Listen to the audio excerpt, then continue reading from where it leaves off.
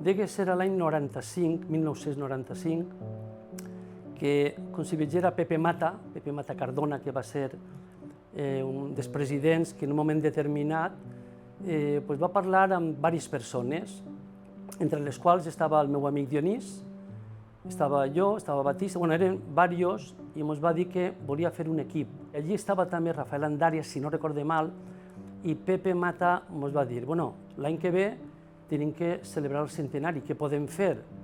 I allí van aparèixer ja algunes idees, fer un llibre, com el Xàbia Marinera, que és memòria gràfica, i també, si no recorde mal, va ser Rafael Andàries que va comentar algo dels escacs vivents, així. I a partir d'aquí van començar a treballar.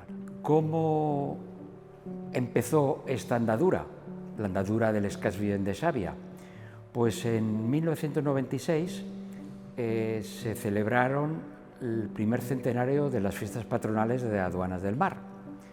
Y el entonces presidente de la Comisión de Fiestas, Mario de Loreto, Pepe Mata, que paz descanse, se dirigió a mí como presidente del Club de Ajedrez, que en aquel momento lo era, para ver si el club podía colaborar de alguna forma en todos los eventos de esa celebración, de esa conmemoración tan emblemática, 100 años de fiestas en Aduanas del Mar.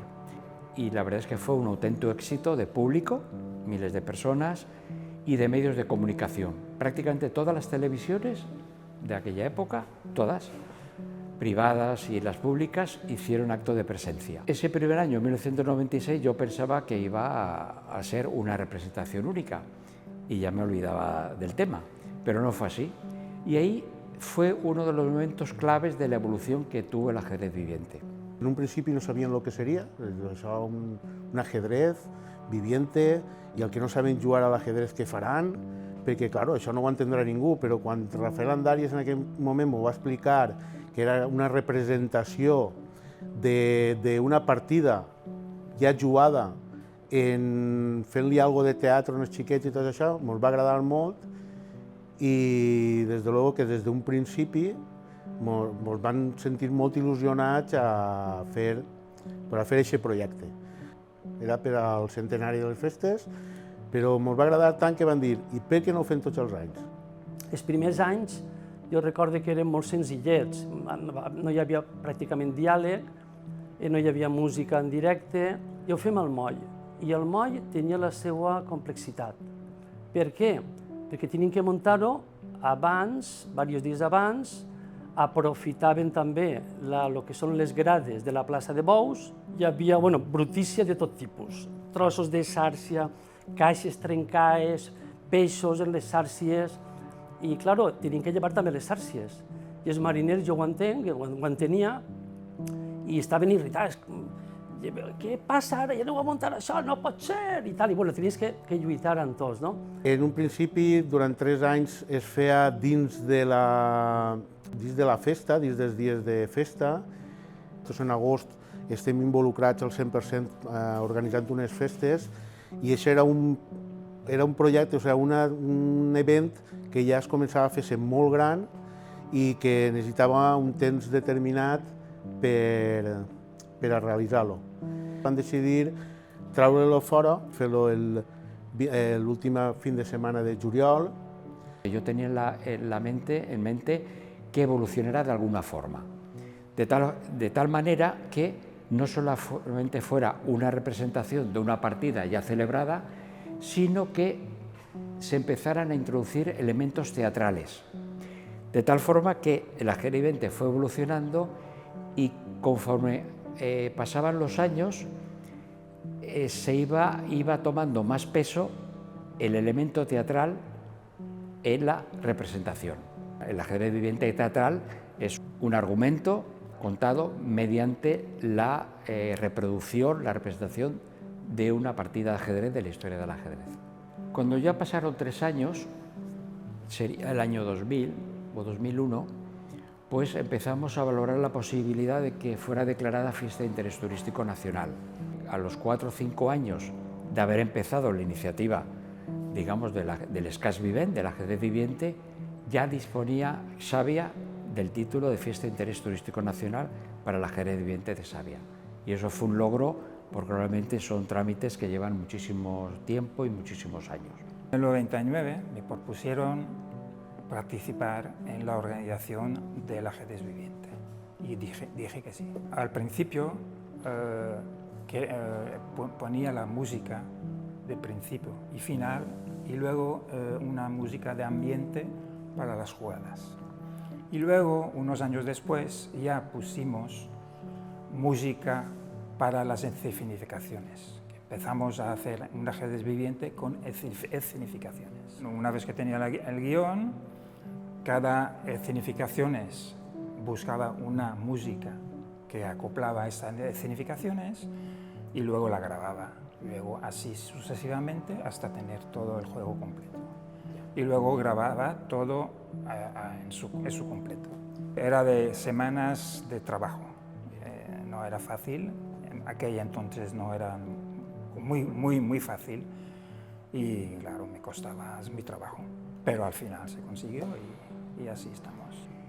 En un principi, ja ho saps, que era molt difícil perquè, clar, no teníem tots els mitjos, no hi havia tantes tendes de teles aquí com per a poder anar a comprar, els preus eren molt ajustats tot, era tot milimètric, no podies passar-te en un poquiu perquè no tenien quasi pressupost.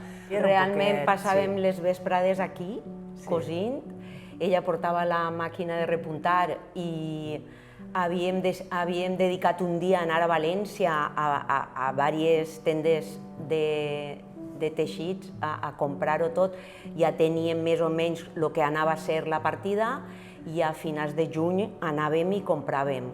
I a partir d'ahir, quan ja coneixíem exactament els xiquets que anaven a eixir de cada peça, ja preníem mesures i ja anàvem cosint. Confeccionant i fent. Ahí estàs mirant llibres, estàs mirant fotos, estàs per a veure com tenen que fer els microbis, perquè això, a veure, com fas tu? I jo què sé, si ens passava, això no ens agrada, desfer-ho, torna-ho a fer una altra cosa. I així no ens passaven les vesprades, desfent i tornant a fer, perquè no. També és veritat que nosaltres, des d'un principi, han reciclat molt. Perquè igual teníem una cortina, ens portàvem la cortina de casa com ens feia falta, l'altre tenia un vestit llarg que el tallàvem i fem una falda i fem no sé què. Avui en dia encara reciclem. I l'amiga Rosa era molt... Ella era molt de fer el disseny, diguem, i fer els dibuixets en totes les caracteritzacions, com havia de quedar el maquillatge, com anava a quedar la corona de la dama o el que fora. I una vegada que teníem aquests dibuixos era quan ja realment sabíem què és el que feia falta. La meva primera participació, això seria quan tenia 7 o 8 anys i va ser de peó. I vaig participar diversos anys de peó, després de torre, un any vaig ser la reina negra, després crec que vaig participar 2 anys més de torre i ja després ja era molt major i ja m'ho vaig deixar, però sempre he estat vinculat a l'organització i el que calguera. Jo recorde nervis, evidentment, sobretot el dia de l'actuació, i recorde també els assajos, de quedar sempre quedàvem a l'escola a tal hora i algunes amigues meves també participaren i gent de totes les edats, gent que sí que coneixia del poble de tota la vida, xiques que no coneixia encara. I recorde això, nervis, recorde també els assajos. L'últim assaig antes de l'espectacle era al moll, perquè antes es feia allí al moll, i recorde anar pel matí amb biquini, perquè clar, és estiu, feia molta calor, recorde com es donaven gelats per als xiquets i no sé, algo molt divertit i guai per a un xiquet, molt xulo. Els primers anys quan jo participava, la recompensa que es donaven als xiquets per participar era que ens pagaven un dia a Aqualàndia, a Benidorm, i ens ho passaven superbé. Després ja van començar a vindre les representacions per diferents punts d'Espanya, inclús a França, i just van ser els anys on jo vaig participar, i recorde això, anar a França, a Tiviers, amb les meves amigues, i va ser, clar, que era el primer viatge que feia fora d'Espanya, no sé, va ser molt guai. Després també, just l'any que jo vaig ser la reina, van fer una representació a Vitoria i una altra a Linares, a Jaén, la mateixa representació, I també jo ja era un peliu més majoreta, ja adolescent, i pues, com te'n pots imaginar, un viatge amb amigues, bueno, amb tots el món de les cacs, però sobretot amb amigues i tot això, pues, estava molt divertit. Vam anar a França, Tibiers. A Tibiers era agost, però feia fred. La representació es va fer en el camp de futbol i era el Neandertals. Clar, perquè és la zona de Neandertals i Cromanyons. I el que vam fer va ser que en els retalls de tela que sobrava dels tratges dels xiquets els vam amarrar als peus perquè no xafaren, aquí havien eixit descalços. I allí els vam amarrar els peus perquè no xafaren. Bueno, va haver una xiqueta que quan va acabar la representació aquest dia tenia 40 de febre. Vam anar a Vitòria, que això era desembre, en ple País Basc, en un fred que feia. Madre meva. I després va ser el de Linares, que ha sigut l'únic lloc on de veritat s'ha notat que la gent mirava la partida d'escacs. No mirava sols tot el que està al voltant dels escacs, perquè estàvem allí en plena partida i un iaio li dia a la neteta els moviments del cavall, per què havia fet aquest moviment i com estava preparant-se per al següent moviment, que realment era el que ell va dir. Però bueno, claro, allí estàvem jugant, estava el campió del món allí sentat mirant-ho, vull dir que allò era un altre nivell. Una de las ediciones más divertidas es cuando en 2006 mis hijos, Rafa y Carlos, me dijeron: papi, ¿por qué no escribes algo y hacemos algo de Harry Potter? Y yo, ¿de Harry Potter? Y digo, pero yo pensaba, si fui a ver la película y creo que me dormí, pues habrá que pedir permiso a la editorial o no sé a quién. Total, que llamo a Editorial Salamandra, que es la que edita los libros de J.K. Rowling. Entonces Jaime, por alguna razón, te abre puertas donde tú llames y con quien hables, por alguna razón. Y aparte, pues la iniciativa era original, había niños. Y yo, bueno, pues nada, digo, ojalá me digan que no, porque es un follón el este. Total, que a la semana recibo un correo de la agente literaria de J.K. Rowling y al mismo tiempo de la Warner Bros. Y yo digo, ¿esto qué es? O sea, yo no me lo creía. Y me dice, sí, le vamos a dar el permiso para hacer la adaptación teatral de Harry Potter.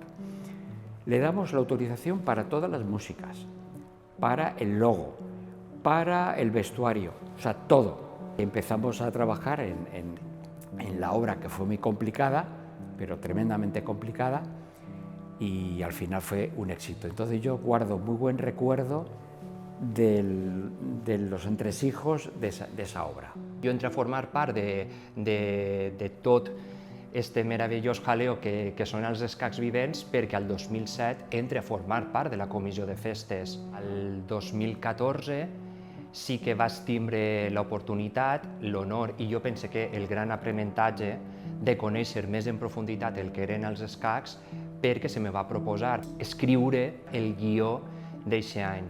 I al final, com d'un tema a l'ús, com era la història de la música, del rock and roll, vam parlar de l'esclavitud, de com la música és un vehicle per a la reivindicació popular i com més enllà de perruques, d'un vestuari llamatiu o d'imatges icòniques que tenim de grups de rock, com darrere de tot això n'hi ha en les lletres i sobretot en el públic que consumís aquest tipus de música un interès per reivindicar causes socials que a lo millor d'una altra manera no podrien arribar a visibilitzar-se.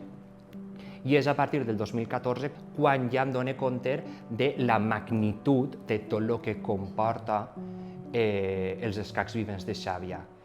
I ja quan aquell violero comença a agarrar un poquet més la batuta dels escacs, guiada en un primer moment per Rafa Andàrias, és quan ella em diu: tu eres una persona molt creativa, t'agrada treballar amb les mans, per què no t'encarregues tu de l'escenografia de Nuestra Alicia? No haguérem pogut, a lo millor, fer l'adaptació parlant de la cos, escolar en Alicia en el País de las Maravillas sense tota aquesta escenografia i caracterització que n'hi havia alrededor. No s'haguera pogut fer a Mar, una història en la que parlàvem de com estem perjudicant a la mar a partir de tirar residus a la mar i tot això, si no haguérem recorrit a materials plàstics i reciclats per a fer absolutament tot el que acompanyava aquella obra. El de Amar va ser molt complicat, perquè era tot de reciclatge. Quan anaves acabant d'unir alguna per aquí, es trencava l'altra part, això va ser molt complicat. La temàtica de l'obra era la mar. Aleshores, aquest sentiment que tenim tots, de que tot va parar a la mar, començant per plàstics i acabant per tot. Per això volíem que es vegera realment en els trajes dels xiquets que eixien. Tenía muy claro que iba a haber un invitado de honor y un escolar del Club de Ajedrez Xàbia y un narrador. Y ese invitado de honor tenía muy claro que tenía que ser una persona de mucho prestigio. El primer año vino Miguel Illescas, que era el mejor jugador español, que acaba de empatar con Kasparov en el torneo de Dos Hermanas en Sevilla, que era campeón del mundo. Cuando vino Pedro Duque, me di cuenta que no tenía por qué ser ajedrecista. Podría ser cualquier tipo de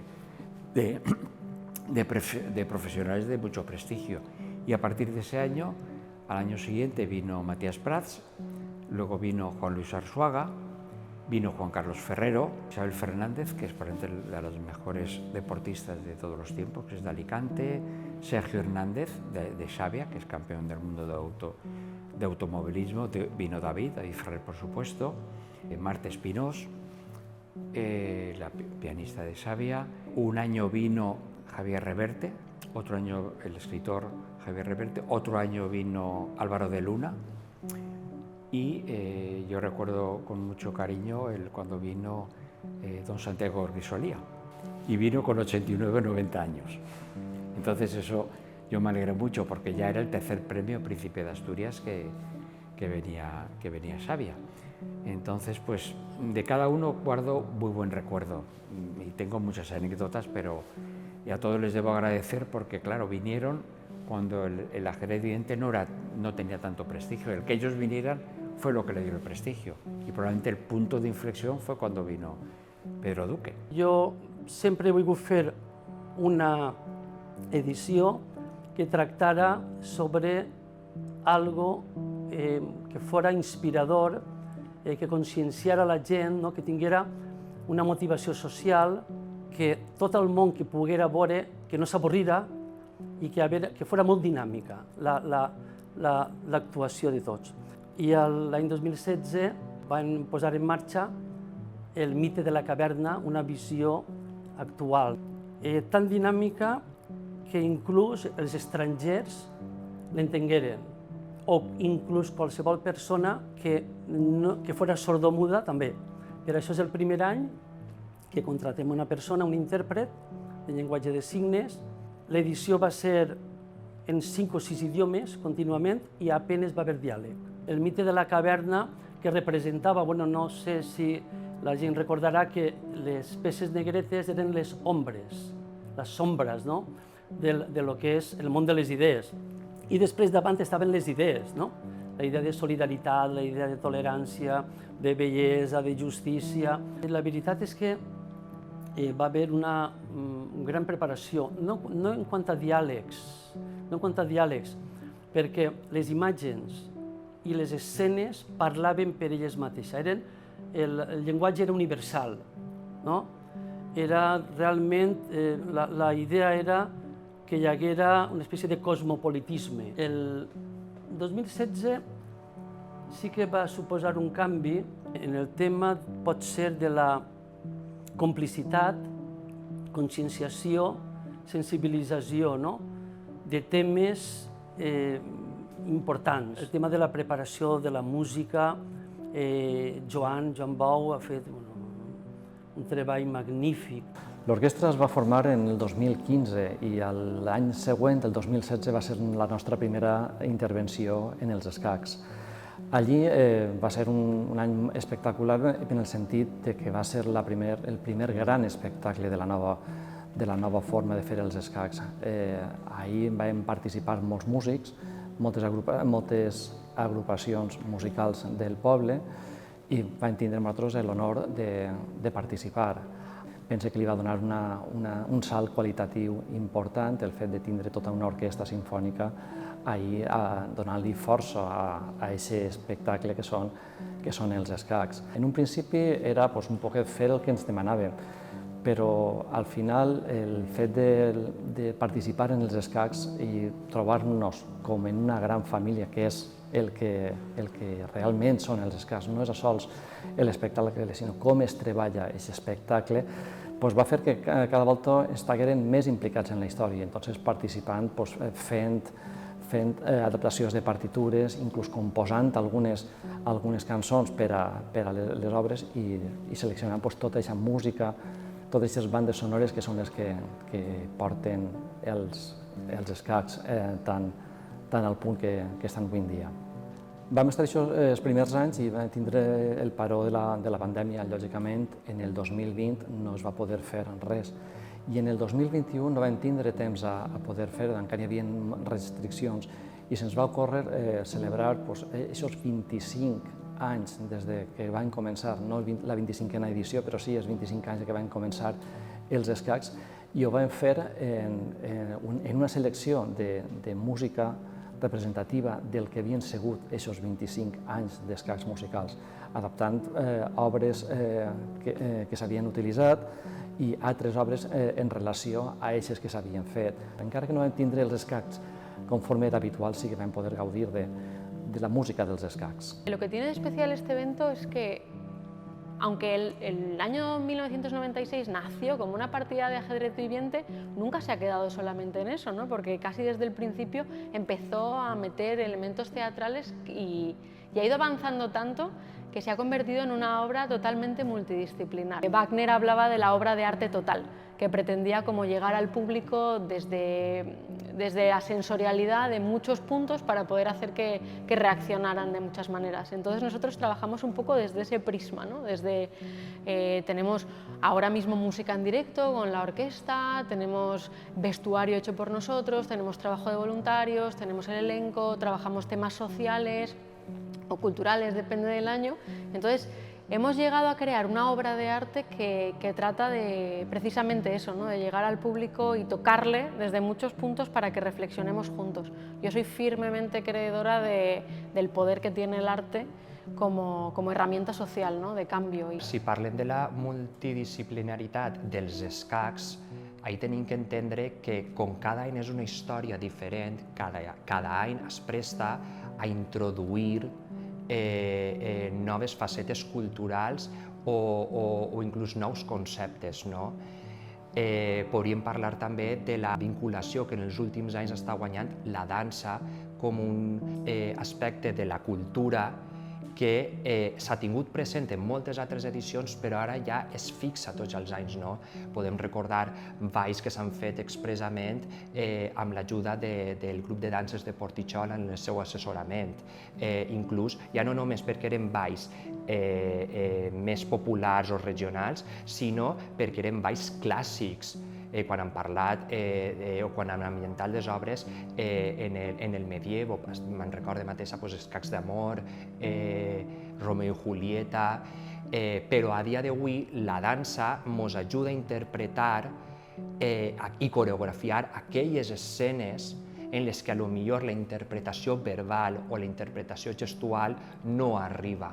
I ahí tenim que parlar del treball que ha fet Salomé durant molts anys o del treball que fa a dia d'avui el grup d'Endanza.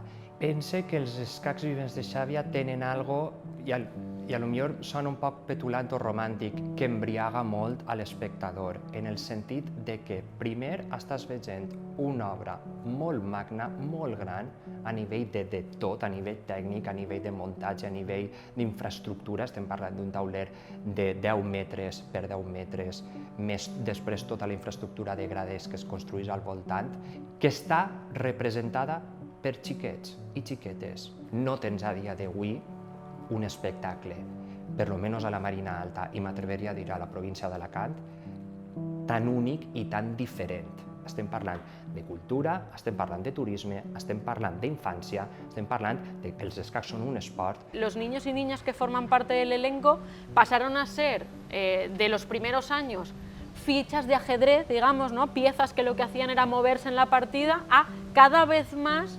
convertirse en actores que tenían que aprenderse diálogos, aprender coreografías y poder combinar con los otros elementos que eran externos. Esos xiquets i xiquetes, la valentia que tenen de posar-se després d'un mes assajant pràcticament tots els dies, de posar-se davant de quasi 1.000 persones a fer aquesta representació i que interpreten coses i temes superconflictius a dia d'avui en una naturalitat i una interiorització del concepte de lo que estan interpretant, que es abismal. Creo que también hacemos una labor pedagógica muy interesante, que es que no solamente estamos transmitiendo ese mensaje a los adultos o a las familias, a los niños que vienen a ver el espectáculo, sino que también trabajamos con los propios niños y niñas del elenco para trabajar esos temas que son tan importantes para que ellos y ellas sean capaces de transmitírselo al público. Una cosa que estamos incorporando estos últimos años es precisamente que ellos mismos sean los que están creando las escenas, que creo que es una cosa súper divertida, ¿no? Sí. Porque les damos como las pautas de lo que tienen que hacer y luego te vienen y te dan 50.000 ideas de y esto no lo podríamos hacer así porque yo he pensado, y se inventan frases, se inventan movimientos y al final el espectáculo es suyo también, ¿no? Porque nosotros lo tenemos muy claro, que ellos son los que están en primera línea y ellos son los que defienden su trabajo, ¿no? Y nosotros estamos en la retaguardia para hacerles brillar a ellos. En un mes tienen que aprender, bueno, en un mes no, realmente 10, ¿cuántos ensayos? 10, 11 ensayos tenemos. Bueno, tenemos 2, 3 ensayos a la semana, menos la última semana que sí que son como todos los días de ensayo. Es express, ¿eh? Es express. Yo siempre les digo que por qué nos hacen sufrir tanto en los ensayos y luego lo van a hacer tan bien ese día. Lo dan todo, se lo toman tan en serio, que sale tan bien. Sí. Y acabas con un orgullo de decir, y acabas con las lágrimas niños! por aquí, como por fin lo hemos conseguido. Tu estàs assajant un mes i l'assaig general sol ser catastròfic, i ja a lo millor ja el rei en la corona o en un bastó. I a l'endemà, quan t'ixen vestits, canvia per complet. Però canvia, els mateixos que es mentalitzen que canvia són els xiquets. I quan tu veus allò dius, ostres, es que es això, això es el conjunt de tot. Tenía 17 años, el año anterior me había enterado de que estaban haciendo ajedrez viviente y me apetecía mucho probarlo. Ese año no pude entrar y al siguiente lo intenté y lo conseguí. Debido a mi altura y a mi edad me cogieron como reina y fue una experiencia súper chula, me encantó, me gustó muchísimo de qué se trataba, cómo nos vestían, la obra, los amigos que conocí ese verano, y tenía muy claro que cuando fuera madre, no sabía cuándo, mis hijas o mis hijos iban a salir en la representación al mínimo un año, porque quería que vivieran esa experiencia tan chula que yo viví. Entonces mi hija, la pobre, no crecía mucho y era peón, ha sido peón hasta que cumplió 17 años y fue reina. Muy contenta ella. El siguiente año volvió a participar, volvió a ser reina y ha estado ayudando también un poco, mediante lo posible suyo, ayudándonos en la organización, en los ensayos y tal. Luego mi hija pequeña sigue participando, está participando ahora mismo, empezó igual. Veníamos a los ensayos con su hermana, le gustaba mucho. La primera vez que quisieron que participara era muy pequeña y tenía vergüenza y lo dejamos pasar, y al siguiente año ya ella me dijo, mamá, yo quiero participar.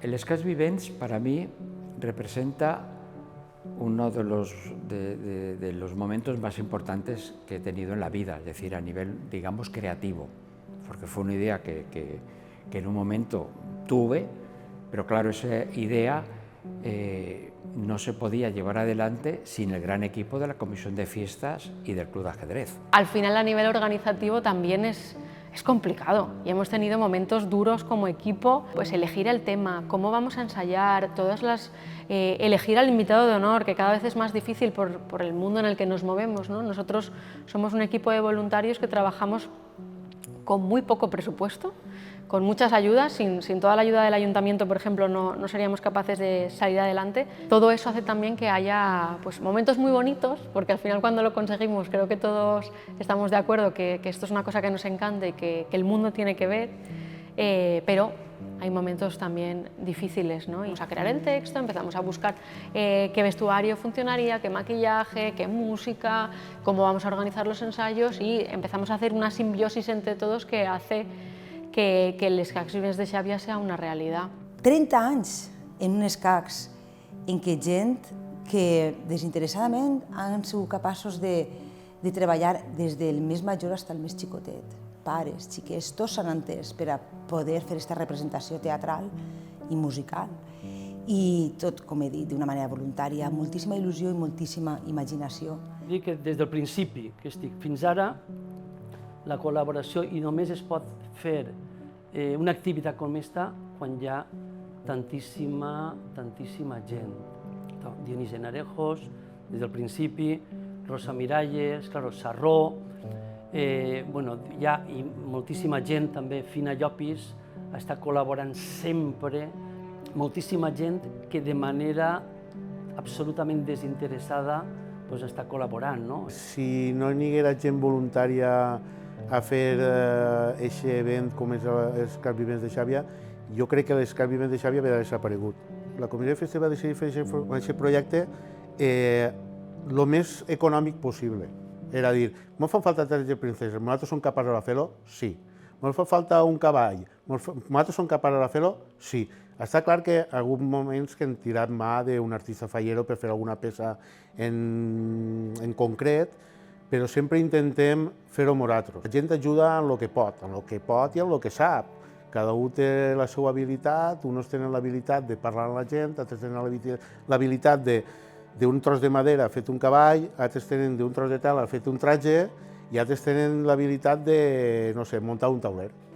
Mon pare Vicent sempre ha sigut el manetes de la Comissió de Festes, ha sigut aquesta persona que li dius necessite fer un cavall de madera i tu fer què? Un cavall de madera? I no us preocupeu, agarrava 4 maderes, pam, pam, pam, i et feia un cavall de madera. Que necessita fer una torre, però una torre com? Igual que el vestuari, que un top vol dir, fer un vestuari. No, estava Mari, la Cande que coneixen tots, i ella, tum, i es posava a cosir en dos moments. Ella i Rosa i dos més agarraven i es feien un traje que tu dius, però si eren 2 teles, això com ha pogut fer aquest traje? A tot això no som nosaltres sols les que venim i cosim durant tots aquests anys. És que és molta gent que ve i la que no sap cosir, doncs li posa un imperdible. La silicona, i allí el tens apegant no sé què. És que és molta gent la que participa.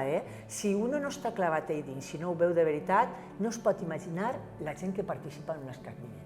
Ja no només l'aplaudiment del públic general, dels pares que estan orgullosos del treball que han fet els seus fills i filles o dels veïns i veïnes de Xàbia, sinó de gent especialitzada que ve a veure la representació cada any i que són persones vinculades al món del teatre, al món de la cultura, no només a nivell autonòmic sinó a nivell nacional i que després ens pregunten com hem pogut portar a terme la representació d'aquest concepte d'esta manera, qui ens ha assessorat, qui tal, i al final tu dius, no, tot ha eixit del cabet i de la bona voluntat d'aquestes personetes que hem treballat i que exprimim al màxim els nostres guions i les nostres històries per a oferir això un gran espectacle. I ja, quan vas més allà i dius que no hi ha una empresa especialitzada darrere de tot això, n'hi ha la voluntat d'un grup altruista de xavieros i xavieres que creu molt en el que està fent i que, a pesar de tots els inconvenients, a pesar de totes les adversitats i de tot això, continua any darrere any apostant per això. A mi el que més il·lusió em fa és poder aconseguir una setmana cultural. Una setmana cultural, que això no es quedi guardat en un caixó. Que la gent ho disfrute, que no siga sols una festa d'un dia, un treball d'un any per a sols poder-ho disfrutar un dia. Ho creguem tant en les Escacs Vivents i les possibilitats que té. Ha sigut la nostra proposta de futur d'enguany. que al final, aunque sea un evento amateur, tiene mucho de profesional. La calidad, ¿no?, con la que nos movemos siempre intentamos que sea muy profesional. Padres, madres, familiares o gente del propio barrio de Duanes, sobre todo, empezó a interesarse y a querer formar parte de ese equipo, ¿no? Y entonces nosotros siempre estamos abiertos a decir que sí, porque al final son nuevas mentalidades y nuevas perspectivas que llegan con las que podemos hacer cosas muy diferentes. Y creo que al final poder escuchar a todos es lo que hace que podamos conseguir un evento que es brillante. El primer momento triste que yo tuve fue cuando, a los pocos meses de la primera edición, falleció el presidente de entonces, que era Pepe Mata. Y luego me afectó también muchísimo cuando en 2012, entre el mes de febrero y marzo, creo recordar, dos de los pilares del ajedrez viviente y amigos, que era Rosa Miralles y Dionís, con 50 y pocos años fallecieron, con tan solo unas semanas de diferencia. Eso a mí, bueno, nos afectó a todos. Entonces ese año no celebramos el ajedrez viviente, celebramos un documental de resumen por no perder el contacto con los espectadores, y ya al año siguiente parecía que el ajedrez viviente no iba a seguir adelante. Faltaban dos pilares y no sabíamos qué hacer. Nadie tenía ganas, no sé, fue una situación muy difícil. Yo pensaba que el ajedrez viviente ya se acababa. De manera actual, creo que yo me quedo y nos quedamos todos con las sonrisas y los abrazos de los niños cuando terminamos todos los años, que vienen y están orgullosos de su trabajo. Creo que eso es una cosa muy bonita, porque nosotros tratamos a los niños y a las niñas como artistas. Son pequeños, les falta mucho por aprender, pero yo siempre les digo que ellos saben lo que están haciendo y estamos trabajando y tienen que confiar en sí mismos, ¿no? Y al final las habilidades que están aprendiendo no solamente son teatrales, sino que les valen para su vida diaria. Creo que un momento también clave ha sido que la edición número 25, Amar, fuera al Oceanographic. Contamos ese año como invitado de honor con el Oceanographic y después les propusimos poder llevar la representación allí.